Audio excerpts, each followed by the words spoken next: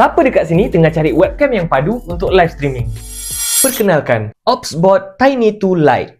Apa kelebihan Bagus dia? sangat. Nestle Sekali. mahalkan harga dia.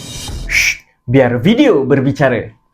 OpsBot Tiny 2 versi Lite ni jauh lebih murah berbanding OpsBot Tiny 2. Walaupun harga lebih murah, versi Lite ni masih mampu shoot 4K 30fps. Dengan harga yang lebih jimat, anda boleh dapat quality footage yang hampir sama dengan OpsBot Tiny 2. 4K 30fps?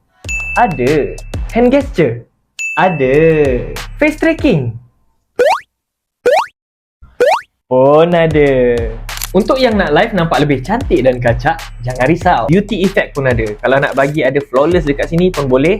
Nampak? Flawless kan? Kalau nak ada bokeh, ada blur pun boleh. Kita boleh adjust dia punya blur. Jadi untuk live streamer yang nak upgrade kualiti live streaming anda, jom dapatkan OpsBot Tiny 2 Lite.